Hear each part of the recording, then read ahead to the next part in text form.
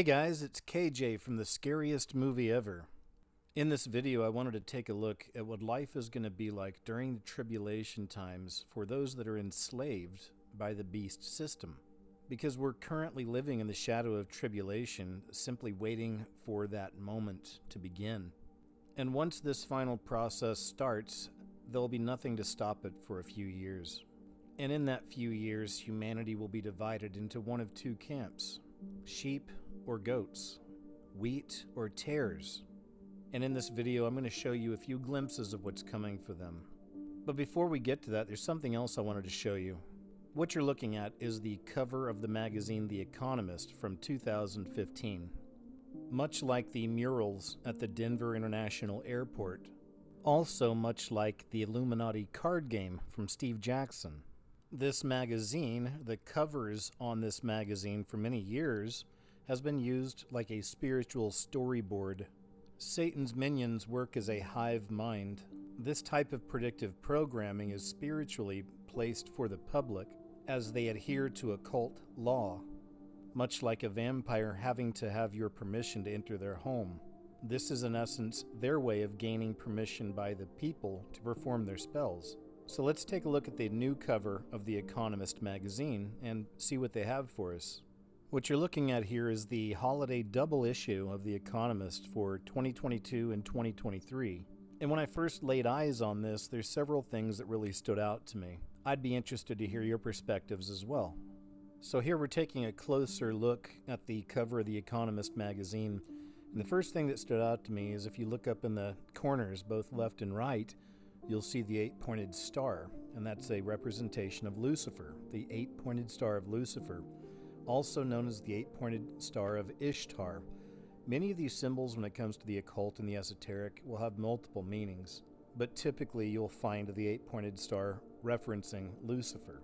Instead of the pentacle on top of the tree, we have the atomic symbol, possibly an atomic Christmas. Many of us are aware that nuclear devastation is at our doorstep. And this is not something that's going to be avoided, unfortunately. This is prophecy playing out. Over the last several years, many people have had dreams and visions about nuclear war, specifically things taking place here in America, and even more specific, an attack on New York City. A nuclear bomb going off near New York City and causing a tsunami, a nuclear bomb that goes off just outside of New York City, and it creates a tsunami that completely wipes out the city. And this is also on money. Money itself, the paper, the money, are also spiritual storyboards. They took a piece of paper, they wrote their plans on it, the New World Order, and they called it money. And on American currency, you can actually see New York City being wiped out by a tsunami that was caused by a nuke. People did not know about this little dude right here. So I'm going to make a video to show you. So this right here is a math equation, right? And we all know in satanic worship, they like to invert things. So if we go from bottom to top, rather than top to bottom, and we do the math equation, I'll show you what answer we get. All right, we'll get calculator, and we go 789 minus 456, minus 456, we get 333. That goes in the gap. There's a gap there for the answer. What comes next? 2 times by 2. What is the answer? 666. So basically that's a shadow figure that worships the devil. And it's right there on your money, right in fucking plain sight. Boom. They also have the entire story of the destruction of New York City and the rise of the Antichrist on St. John's pillars, which are also in New York City. So we have an atomic Christmas, perhaps. And just to the sides of that symbol, we see the beasts. And you have one of these horned beasts with the star of Lucifer on his side, so perhaps that is an actual symbol for Lucifer himself or the Antichrist. To the left of that, you have the skull, or death, because death is definitely on the menu. There's going to be a lot of death coming during the tribulation. We go over to the right, under the other beast, and there's the pentacle, which people are typically placing on top of their tree, and the pentacle has absolutely nothing to do with Jesus Christ or holiness. Then if you go back to the tree and you look right underneath the atomic symbol, you've got the pentagram. You may say, no, but that's just a star, but you see how one of the legs is extended just a little further than the rest. It's because that's the point that's considered down. So there's the pentagram, and I'll show you another place where they do this type of thing as well with the star. If you weren't aware of this, now you will be, and I'm sure you'll start seeing it more often. Just pay attention when you'll see a star on any kind of a corporate logo. Pay attention to if it's tilted or not. So when it tilts, just like the one here on Carl's Jr., that's supposed to be a representation of the pentagram. As we move further down on this cover of the magazine, we get a clearer picture of the actual tree. If you take a look at the tree, there's a 666 right in front of your face. On both sides of the tree, there's 6 branches, and on the very top, there's 6 candles. So that's one of the easy ones. 666 right there in front of us. And then if you look down at the bottom, underneath the tree, over on the left-hand side, you'll see that vine with all the leaves. And there's 18 leaves on there, so once again, a 666. What you're looking at is the 12-pointed star. The 12-pointed star is also a symbol for the Kabbalah.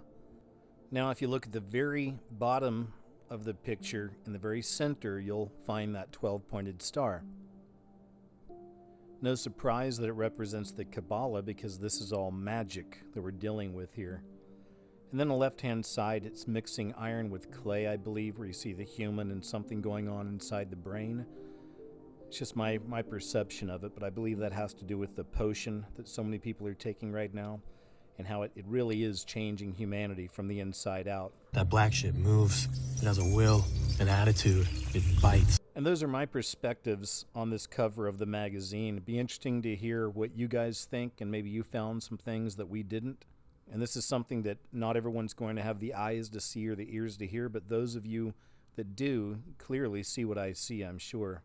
And we understand that this is how Satan's minions work. This is how that hive mind works. Oftentimes they're completely unaware they're putting these symbols together on things, and then sometimes they are aware and they do it on purpose, like gangs sending out symbols to one another, secret messages. Many of us are still scratching our heads, completely perplexed at how so many people have fallen for all of these lies over the last few years. Satan has been incredibly effective at deceiving the population.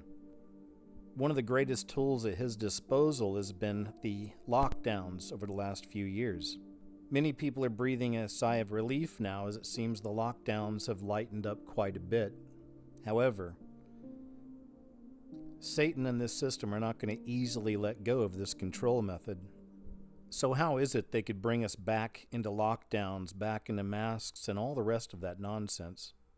They'll continue introducing new variants. They'll continue introducing new viruses. That's not going to stop.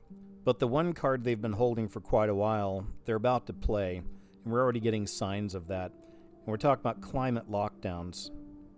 Everything involved with the so-called green movement is straight from Satan himself. This is a control method. They're using this idea of the green economy, the Green New Deal, and all the rest to persuade the people, to lie to them, telling them that we've got a wonderful world awaiting you where everything's going to be connected, it'll be so much easier and better, but it won't be. Again, folks, we're moving into the end times, the end of the story. The Bible is true and real and playing out before our very eyes. No one's going to come and save this world but Jesus himself. Check out what this politician down in Australia is trying to warn the people about when it comes to these climate lockdowns and the Internet of Things, the Internet of Bodies, this coming complete and total control grid beast system. Are becoming digital surveillance precincts with so-called smart city programs being rolled out across the country. Invasive technology such as facial recognition cameras, license plate readers, smart lights, smart poles, smart cars, smart neighbourhoods, smart homes and smart appliances, all connected to wireless networks and communicating with each other. So what's wrong with that? Technology is good, isn't it? All this is for your safety, security and convenience, isn't it? Well, let me tell you, your streets are spying on you, your mobile phone is spying on you, your cities are spying on you, and the infrastructure for future lockdowns is being put into place right now. Don't be fooled. You're being set up to be tracked through your movements and through the future of your digital wallets. By handing over your data, you're handing over the ability to monitor your behaviour, which will soon be turned into a social credit score. And once the central bank digital currencies are in place, you won't get to spend your money without approval. Digital ID will soon become a reality in Australia. Many other countries are already rolling these systems out, countries like Canada, Scotland and many others. Eventually, you won't be able to access any government or public services, and you won't be able to travel across borders or access healthcare or the internet without a digital ID. Think you won't comply? I think you will. The last 2 years were the dress rehearsal and we fell for it hook, line and sinker. Australians are sleepwalking into this technocratic future. And while we're sitting around scratching our chins trying to work out whether this is really happening, Australia is drifting towards a dystopian digital future. Spoke about the concept of the rise of the digital surveillance state. Now, it's a serious topic and it's a serious matter and it requires more than we've got time for today. But I'm down here in the city of Unley in Hayward Park in South Australia to show you exactly what I'm talking about, the concerns that I've got about where this all goes. Have a look behind me. This is a screen down here in the park, which looks pretty innocuous, I've got to say. You know, you've got information, you can come up and you can find out about the area, how it was named, the forebearers, and all that sort of stuff. Park's features, tells you a little bit about what's in it. It's all fine. Events, what's coming up, you know, like Christmas carols, that sort of thing, no problem. But have a look at this little area here, Smart City. Now, this is the thing that I'm most concerned about. Not necessarily this, but what this infrastructure is going to do in terms of where it goes and the information that's being gathered about us when we're just going about our daily lives and how it'll be used in the future. Have a look at this. Let's take one straight off the top. Barbecue usage. This will tell us, it loads up, purportedly loads up, all the information about how the barbecues are being used in the area. Now, so what, you might say? Well, let's assume in a world not far from now, your government has declared a climate emergency. By the way, your government's done it here in South Australia already, which is a lunatic nonsense. It's just absolutely crazy.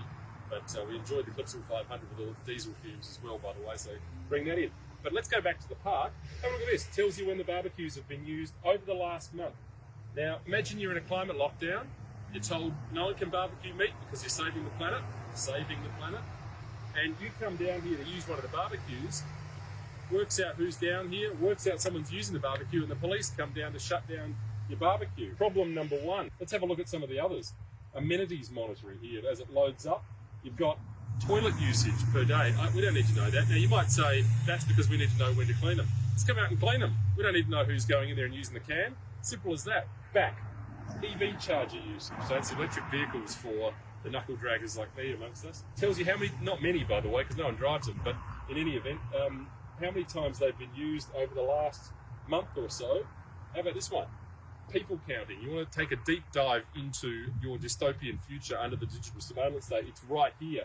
This little board here tells you how many times people have come through the park. Essentially, it tells you how many unconnected Wi-Fi devices there are in. So that would be everyone's phone. This is telling you how many people are in the park at the moment. So once again, imagine a lockdown scenario, another emergency, another COVID outbreak, or monkeypox, or, you know, whatever you like, you name it, we'll make it up. 6 devices in this park at the moment. That's down 50% for normal. Your local government, your state government, your federal government might want it to be none.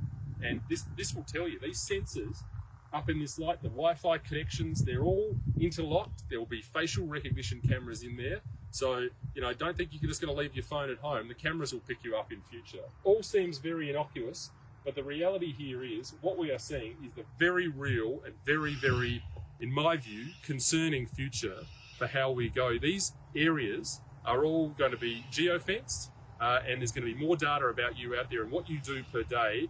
And I hear people saying, I've got no problem with any of this, I don't do anything wrong. Well, that all depends on whether or not your government has the same viewpoint as you. And we've seen this played out in the last 18 months through the COVID period. I've got to tell you, I don't like this at all.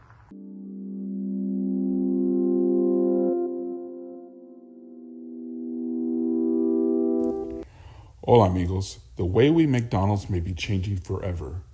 This afternoon I went to Fort Worth to check out McDonald's new test concept that's all about takeaway and drive-through. You can now order on the app, pull into a curbside pickup lane, go through the drive-through, or order ahead and go through the order ahead lane to be served by conveyor belt. When you pull up, they'll ask you for your code, and in no time your food arrives. I gotta say it worked pretty well, but of course I did unbuckle and reach over to grab my food. Now if you go inside, you'll see that it's like no other McDonald's you've been to before. There's one kiosk to order your food. Other than that, you can go up front and pick up there. There's bathrooms, but it's designed for you to go in and out. I stopped at a gas station in Alabama to get some fuel, and y'all talk about minimum wage, how high it's getting and stuff. This gas station is what's going to happen. Everything here is automated. There's not a soul here working. And I'm going to show you around to show you what I've seen. I've never seen this before, but I'm here with my truck. Just got out. It's just a regular gas pump. You pay at the pump. But let me take you inside. Like I say, there's no attendants. There's nobody here. As you go in,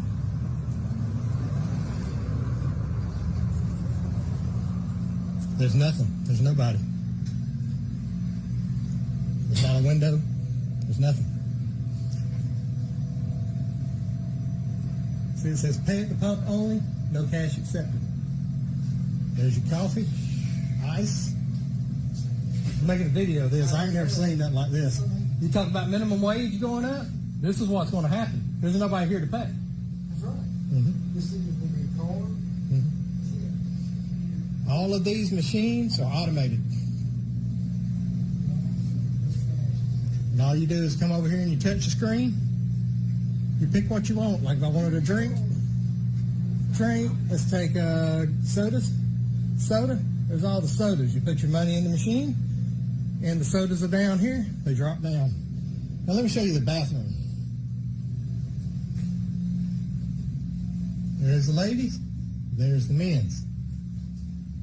Restrooms, purchase required. Code on the bottom of receipt. You have to purchase gas outside to get a code. You punch it in right here. It's for the women's. That's for the men's. And there's not a soul here. So they don't have to pay minimum wage. And all they have over here is they have a microwave, stuff for your coffee, ice, everything. Gas pumps on this side, gas pumps on the other side. No one to pay. So that. Just think for a moment about the minions behind this whole movement that's taking place on the planet as they shift from the fourth age to the fifth age, the age of Antichrist, a time of enslavement and death. 10 years ago, had you heard of Klaus Schwab? How about Yuval Noah Harari? Maybe even 5 years ago, had you heard of these guys? Of course not. Today, many are aware of this crowd and their one-world intentions. We all see the new lawlessness and rebellion in every aspect of society. Its current overdrive was sparked in Minneapolis back in May 2020. But that was simply the match. Now police forces are reduced, criminals face no bail, and prosecutors encourage more lawlessness. The spirit of Antichrist is everywhere, in our government, our schools. It's priming the pump for the real Antichrist. This whole thing was also a test, testing each and every human being. Do you trust the Lord or do you trust man more? But unfortunately, millions upon millions, even billions of people are trusting man. That's what we learned from this test. A lot of people didn't pass. And if they don't repent of this, turn away from this, and stop trusting man, specifically in this regard, they'll find themselves trusting the Antichrist in not much time, because it's coming. Entire continents have caved to this religion of climate change and environmentalism. They worship Mother Earth rather than the loving Father God. Joe Biden and little Billy Gates want to block the sun to fight global warming. In the name of saving energy, farmers in Europe are being put out of business. This is an action that's inviting famine. Why are we surprised when our authorities tell us cash is going away? The beast system, a cashless system, plays a prominent biblical end-time role. More than 100 nations are exploring CBDCs, according to the IMF. The Biden administration is pushing this. It's being portrayed as the answer to many of the world's problems, and we could see it as soon as 2023. Although it's tough to watch, America is in major decline. At the same time, name even one global leader. Leftists are trying to make America a liberal paradise like Venezuela. Sadly, the result is more like a banana republic. Progressives are attempting to accomplish what every other socialist communist country has: destroy the middle class, obtain unending power, create a permanent welfare state, and create total dependence. How else could you explain all the rage that a girl can become a boy and a boy can become a girl? That men can join women's sports and change clothes in the ladies' locker rooms, and that all of this is totally normal and healthy, right? Trans-identifying kids in the U.S. have increased by almost 1,000% in just the last 2 years. How do you explain the love of killing a child in the womb at any stage of life with a torturous procedure? It's the rise of the strong delusion. It's a global deception. And just look at the current state of the church. In the last 2 years, thousands have gone, quote, woke, seeker-sensitive, and more. Social justice has replaced salvation. Many teach that the church will make the world a better place, even perfect. The sheep are trying to find a solid church and one that talks about issues of the day and Bible prophecy. But unfortunately, any church worth going to is harder and harder to find these days. The world and some in the church are dancing with the devil. Social media encourages this and provides the platform. Even Christians dabble in things they know they shouldn't. Then there's the blatant, the Commonwealth Games last summer that featured the recreation of the Tower of Babel, even had a woman riding the beast. This is all leading to rampant sorcery talked about in Revelation. This massive increase in supernatural and paranormal, UFO sightings as well, all ties in to the end game.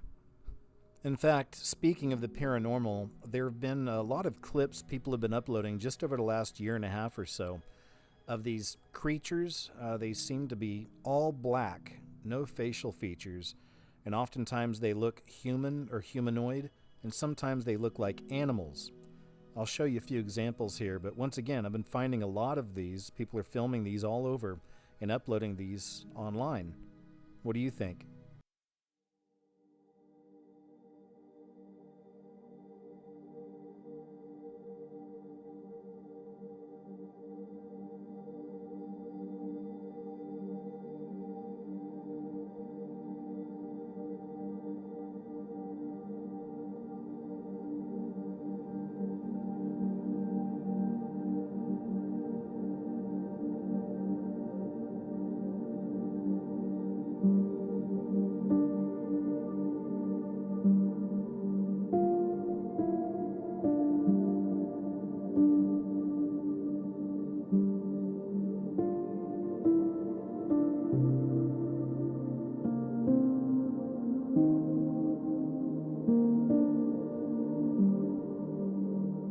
Esa cosa, Dios mío. Es una persona. No, no es una Es persona. una persona doblada. ¿Pero qué hace? Ay, madre, no. Está moviéndose raro. Diosito, Dios mío, ¿qué es eso? Ay, no.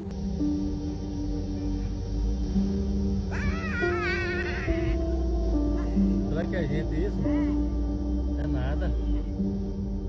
Não é de jeito nenhum gente isso aí, ó.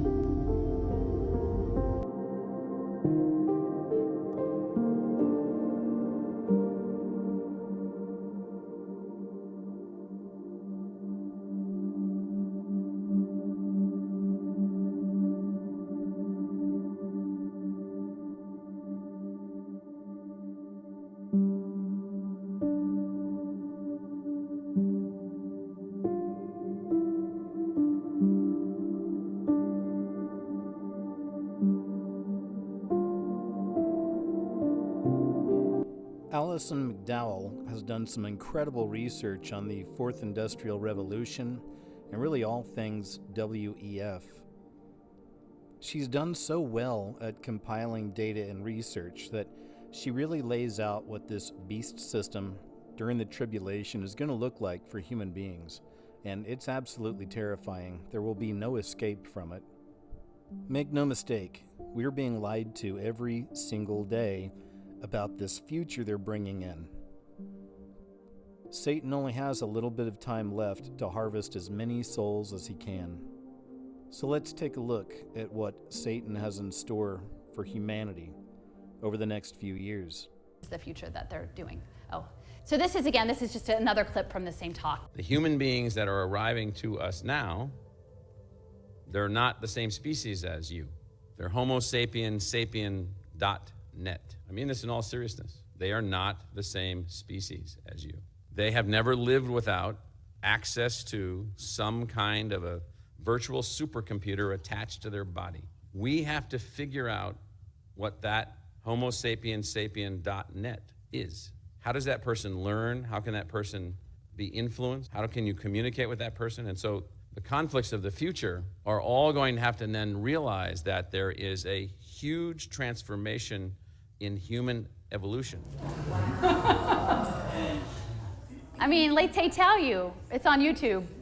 You know, like, I don't, So they call this centaurs, the human interface. This is from a DARPA, a woman who was formerly at DARPA, now it's something called platypus. They're saying they want to combine like the pattern recognition of AI with the empathy of humans or whatever. And it's really interesting. So I'm in Philly. There's something mystical that is arising here. Like I don't think that I have a friend and he's developed a website called Silicon Icarus that's a compilation of a lot of writings. And I think it is like Icarus, this idea that they have these aspirations, the Silicon Valley, that they are going to soar to the sun and the things that it's going to melt. That wax is going to melt off, but we have to have the fortitude to get to that point. But there's sort of this mystical experience, and Philadelphia has this interesting history of both like Freemasonry and power and all sorts of things. And in the 1690s, these monks came from the old world, from Germany and Silesia. It was Jacob Zimmermann and Johannes Kelpius. And they were a millenarian cult. They thought it was the end of the world. And they said that they were supposed to go to Pennsylvania and wait for the woman in the wilderness. And so they brought 40 men, monks, and they built a school and an observatory. And they were astronomers and astrologers and mystics and alchemists. And they had their faith. One of the first hymnals in the New World they developed. And so again, vibrational things. And it didn't happen. But there's a space, it's probably really just a spring house, but they call it the Kelpius Cave in the park in the city. And the Rosicrucians have a monument to him outside of it. And they're like, he's the first Rosicrucian of North America, right? And so this monument on the side of it, it just has, it was put up in the 60s, I think. It's maybe 10 inches wide there. It says Nephili on the side in Greek. Now, I would not know Greek. Like my husband with me goes, oh, that's Greek. That says Nephili. I'm like, who came out and wrote that on that marker out there? Who did that, right? And so Nephili was the cloud nymph in the Greek mythology. So Ixion, I think, who was like the first murderer in like the mythology, was lusting after Zeus's wife Hera. So he recreated Nephili, who was a cloud nymph, as a twin of her. And then she was raped, and then from that came the centaurs. And now they're saying, we don't call them cyborgs. Cyborgs isn't such a good word. We should call them centaurs, right? And then later, like there was some other like remarriage and other children after a famine, like the ram that became the golden fleece like saved them, but there was a crop famine too. So there are these elements of like clouds and violence and twinning and the centaur piece. Like there are these things. And so who, and at first I thought, is it chalk? Because it's very carefully done, but hand done, and it's paint. I've gone back again, it's still there. But the NIH has started an initiative to study the microbiome. And they specifically say they're calling it Nephili. Now Penn is a center, and actually, you should look up Roz Ben's work. It's really interesting. He's a geomancy guy in Philadelphia, RASB_BEN, and he does a lot of historical research, sort of esoteric knowledge on Philadelphia. And like it's his premise, like that is told through the public art of Philadelphia, that Ben Franklin and Prometheus opened the gates of hell in Philadelphia, right? And if you imagine, like they frame it as, isn't it lovely to be social out in the world in that way? And yes, like clearly having some, like there are real limitations, but it's this dual use, right? Are they going to make the person pay off their time in a hospital by working in this cafe? Like, is it really a caring thing that you're trying to enrich someone's life, or is it another way of slave labor? And so these policies are moving forward. So I would just say gamification is central. Kevin Werbach, I might have mentioned him before, he's a professor at Wharton, and he blends both gamification and blockchain, and what Werbach has said to his group of Wharton alumni, because he said, a lot of people don't even know that there's a game. And a lot of people don't know the rules, and sometimes the rules are unexpected. So really, it's best to be the one that designs the game, right? And so that, like if you're a Wharton alum, then you get to be in the room where Kevin Werbach says, you want to design the game, folks. You want to be the designer. And so you can see here, we're talking the behavioral analytics is leading to transhumanism, and I spoke yesterday a bit about using the data analytics to train the machines to be more human, right? So they're linking the analytics into the transhumanist program. And I sort of liken it like, one of the big players in this is actually Epic Games. Epic Games was able to scale Fortnite with money from Tencent in China. Tencent is a major investor in the video game world, the virtual world. And it's sort of like the next iteration of the pick your own adventure books. Like there's different quests and different tasks, and you can come to different outcomes depending on at different forks in the road, the choices that are made or the outcomes. But ultimately, it wasn't your book. Like you didn't write that book, you're in somebody else's book, you're in somebody else's game. And so if we accede to living in a world that is gamified, we're living in somebody else's game, and they know the rules and we don't. So I will just share this image. Like, I encourage people, especially if you care about nature and the environmental movement, because so much of it has been captured through corporate interests. This is the internet of bio-nano things. And this image from Ian Achildes, he's at Georgia Tech, I mentioned him yesterday. This has been in the process for the last like 15 or 20 years. Now, I'm not in the tech space, so I don't know if these are people who are blowing hot air, that this is far from happening or not. Clearly, Georgia Tech is a major defense contracting research institution. But these powerful people who are using our tax dollars largely to do this research are imagining a cyber-physical environment with nanobots and voice-to-skull technology in which we interface with our world through electrical signals intelligence, right? And it's very true. I'm still learning a lot of these things that we're clearly electrical beings living in an electrical world, and we're already engaging in electrical ways. Like, we know that, like, the good feelings we feel when we're all here together and we're kind of on the same page, it feels good, and there's an electrical element to that. But what does that mean, that what they are building with their nanotechnology that Alana spoke to yesterday so clearly? So I just sort of visual when I was looking for, like, I feel like what they want to do is create husks of people, right? And then like gut us out and make their machines. And so just when I happened to be looking for virtual reality and different things in Arizona, and the zombie game came up, Arizona Spring. So I'm not a gamer. I don't know if this is a good game or not, but like, it's a pretty great, it had an adult rating on it. So I sort of feel like we're against the Arizona Spring zombie apocalypse version versus like someone who's actually fighting for like a sacred, like a cultural connection to place and community. So that's sort of the game. So what is the board? So smart cities, that's something that Patrick knows very much about. And Alana, they're being run through space, running through these nanotechnologies. Essentially this idea, and we've heard in Nevada that they're talking about creating new cities now that are run by companies, like company towns, right? Coal towns. If you imagine the mining towns are now, they're mining your body, right? And it's the tech companies that are setting them up. That the virtual world, the gamified world, is the game board, and then really, literally, the pieces in this game are our bodies from both our cells and our frequencies.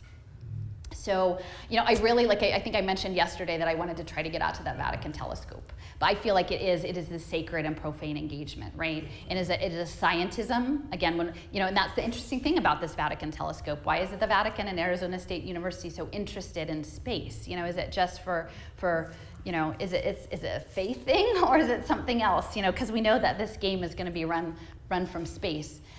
So this is an image from my friend Joseph's game that he's working on, and actually it's interesting because it reminded me a little bit of Salt Lake City, the mountains, or here I guess a little bit. And so he's building it, and so if you imagine the world being recreated as a game, actually there's a lot of work to be done. All of those tabs, all of those numbers, there's all sorts of math, and then you code, how people interact and how vehicles interact and what the behaviors are. It's coding. It literally is social engineering, but you're socially engineering a game in which X amount of stuff is fixed according to code, and then you enter real people who sign in and log in and play in this space. So this is sort of like transmuting a real landscape into this space that is not under our control. Again, the spatial web, this just talks about, if you look at the Spatial Web Foundation, I put this up here, it's worth looking at the report. Again, I do not know how close they are in this technology, but you can see in the lower version the augmented reality, right? Someone walking and this pop-up. It's not unlike Minority Report. Like, we've seen that when the guy walks through the mall and the messages pop up to him that are personalized to him. They're talking about hyperporting of users and smart assets between spaces. And so my understanding, again, I'm not a gamer, but that you can get to different parts of the game by like clicking through. You can port into different parts of the game, different quests, different elements. So really what we're looking at, like when you see on your social media, like little rooms, like do you want to create a room with someone? Like that's a portal, like you're like they're normalizing all of this, like you will hyperport into this room. And I mentioned yesterday about the blockchain transhumanist brains, like something in that room might not even be a human. It might be like the kitten printing toaster, in there that you're connecting to in your room to solve a global problem of climate crisis or something like that. As always, guys, I want to thank you for watching my video, and I pray that my videos help in some way. The most important thing you can do right now is to make sure that you have accepted Jesus Christ as your personal Lord and Savior. So until next time, take care of yourselves, okay? And I'll talk to you real soon. You and everyone you know has a piece of DNA in your genome, put there without your knowing it. Put there by whom? Well, that's the question of the day. This is an internet lunatic. You're not saying you believe him. Just hold on, Agent Einstein. You're talking to a scientist. Forgive me, Assistant Director. It may sound insensitive, but the suggestion is pure science fiction. What I'm saying, Agent Einstein, is that the facts, as I understand them, cannot be discounted out of hand. No one has the right or the ability to tamper with your DNA. Unless we gave them that ability.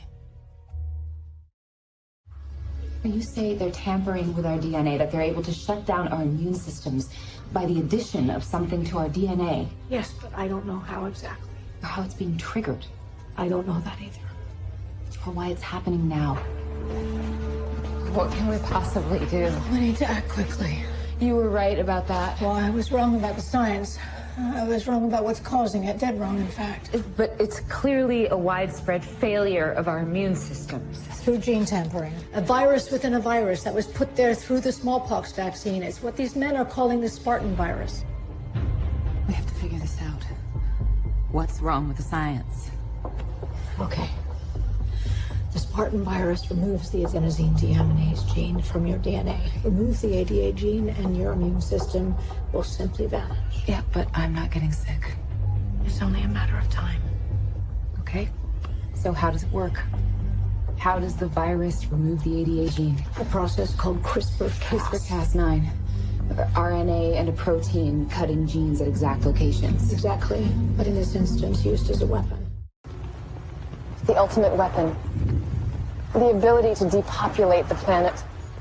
To kill everyone but the chosen. By tampering with their DNA. Through gene editing. Why do such a thing and lie about it? Our own government. Your own government lies as a matter of course, as a matter of policy. The Tuskegee experiments on black men in the 30s, Henrietta Lacks. What are they trying to do? That's the missing piece. But it's not hard to imagine a government hiding, hoarding technology for 70 years at the expense of human life and the future of the planet. Driven not only by corporate greed, but a darker objective. The takeover of America. And then the world itself, by any means necessary, however violent, or cruel, or efficient. By severe drought, brought on by weather wars, conducted secretly using aerial contaminants and high-altitude electromagnetic waves. In a state of perpetual war. To create problem, reaction, solution scenarios to distract, enrage, and enslave American citizens at home. With tools like the Patriot Act and the National Defense Authorization Act, which abridge the Constitution in the name of national security. The militarization of police forces in cities across the U.S., the building of prison camps by the Federal Emergency Management Agency with no stated purpose. The corporate takeover of food and agriculture, pharmaceuticals and healthcare, even the military in clandestine agendas to fatten, dull, sicken, and control a populace already consumed by consumerism. And I encourage you all to go shopping more. A government that taps your phone, collects your data, and monitors your whereabouts with impunity. A government preparing to use that data against you when it strikes. And the final takeover begins. The takeover of America. By a well-oiled and well-armed multinational group of elites that will cull, kill, and subjugate. Happening as we sit here. It's happening all around us. The other shoe waiting to drop. It'll probably start on a Friday. The banks will announce a security action necessitating their computers to go offline all weekend. Digital money will disappear. They can just steal your money? Followed by the detonation of strategic electromagnetic pulse bombs to knock out major grids. What will seem like an attack on America by terrorists or Russia. An invasion of the U.S. The Russians tried it in '47.